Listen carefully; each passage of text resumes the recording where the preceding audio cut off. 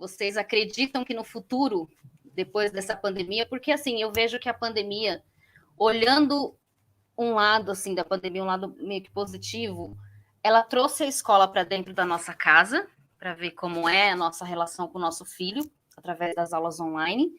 E agora, através do ensino híbrido, ela nos levou para dentro da escola. Então, agora, como mãe, eu vejo mais como é a realidade dentro de uma sala de aula. Né? Por mais que você seja participativo, uma coisa é você saber pelos professores ou pelo seu filho contando o que acontece lá dentro, mas agora nós estamos dentro da sala de aula através da aula híbrida.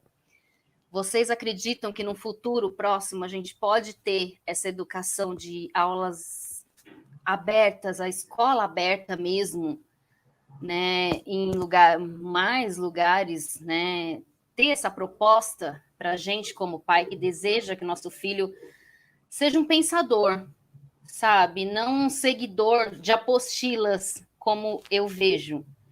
Né? Eu falo porque já aconteceu, assim, eu acho que pelo fato de muitos pais sonharem com a faculdade dos filhos, aí algumas escolas acabam levando isso numa demanda, às vezes, grande demais.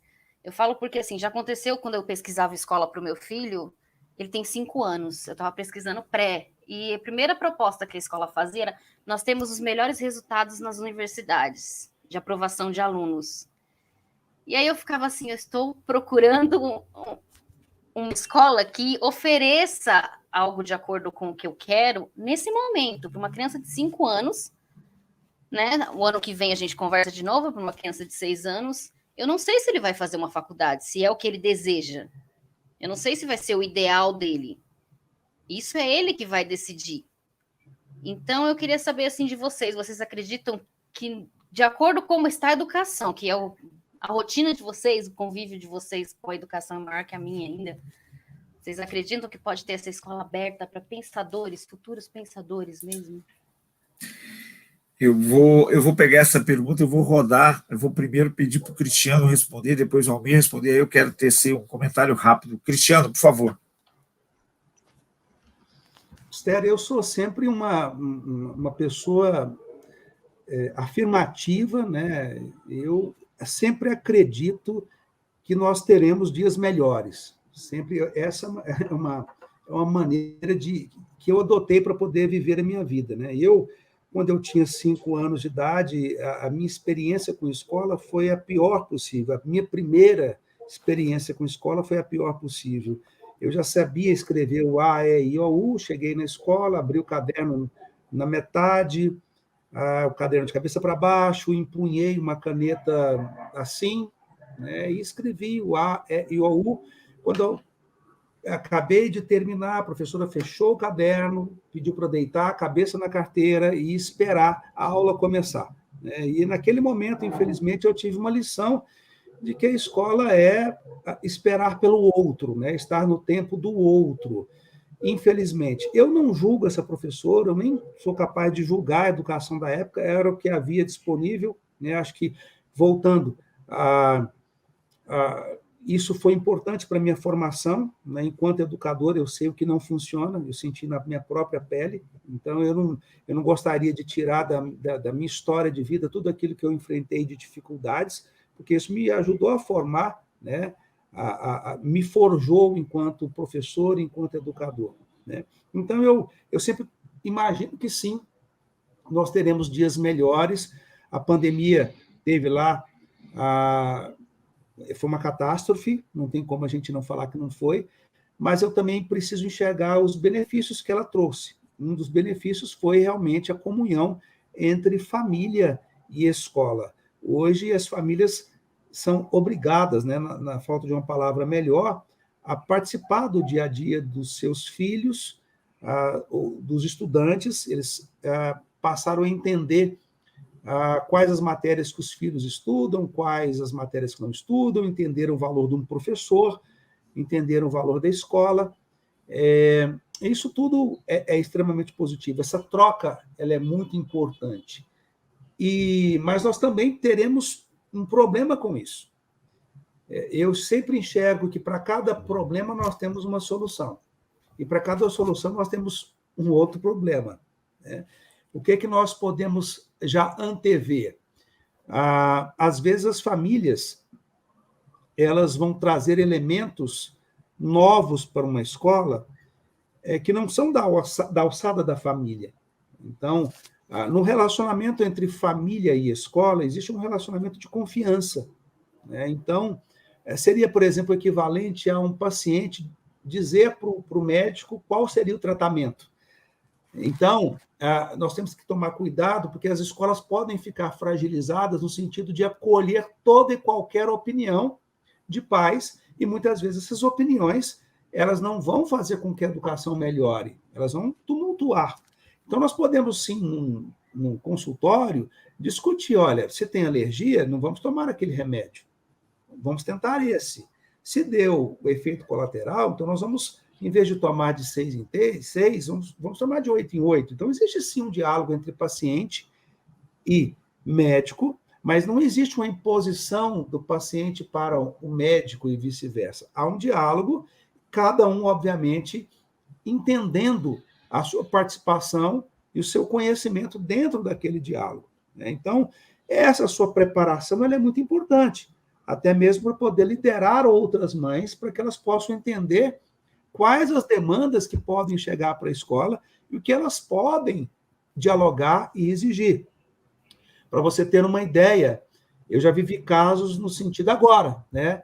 Por exemplo, de mães que têm, infelizmente, filhos que estão passando por problemas psicológicos, até problemas psiquiátricos, que foram agravados pela pandemia, infelizmente, e a mãe bate a mão no peito e diz, eu conheço a minha filha mais do que o psiquiatra, eu conheço a minha filha mais do que o psicólogo, e as demandas do psicólogo, as demandas do psiquiatra são deixadas de lado, e a mãe está também doente nisso, e ela começa, de certa forma, a facilitar o caminho da filha, e quando a gente pede para ouvir o psicólogo, ouvir a psiquiatra, ela evita, porque a psicóloga, nesse caso era uma psicóloga, e a psiquiatra, eles estavam,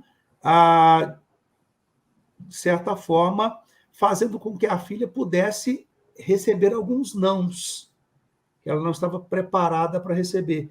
E a mãe, naturalmente, no afã de querer proteger a filha, ela evitava a psiquiatra que ela tinha contratado e a psicóloga que ela tinha contratado.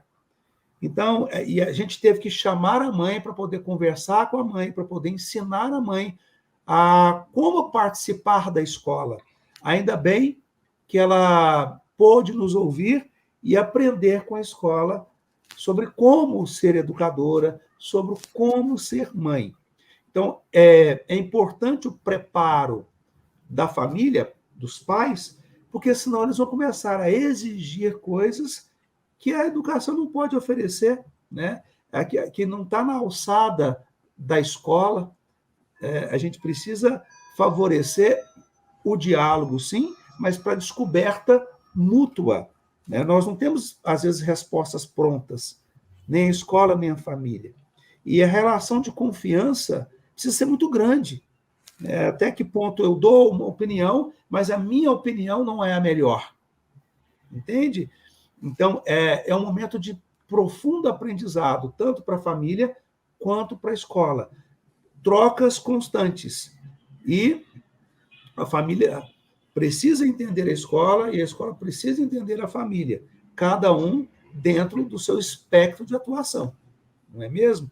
Então, é por isso que eu até te estimulo, Esther, não simplesmente aprender para si mesma e para a criação do seu filho, mas para divulgar essa mensagem para outras famílias, porque você, na solidão, não vai conseguir, né, só pensar no seu próprio filho. Você vai ter que pensar em outros filhos também. Tá bom? Basicamente, essa é a consideração que eu gostaria de fazer nesse momento. Obrigado. Obrigado, Cristiano. Almir, você quer completar aí a resposta? Eu vou colocar um pouco de lenha na fogueira, que eu sou meio futurista, né? Esther, isso já está acontecendo, principalmente no nível superior. A educação está virando um commodity, né? Então, hoje você tem dentro dos YouTubes, dos Googles da vida, professores excelentes dando aulas excelentes. Então você tem, por exemplo, uma plataforma que chama EDX, que tem Harvard, MIT, você tem universidades de grande valor disponibilizando conteúdos de forma gratuita. Você faz cursos lá, assim, em qualquer área que você possa imaginar. E por que eles disponibilizam esses conteúdos? Porque eles querem exatamente aquilo que o Cristiano está dizendo.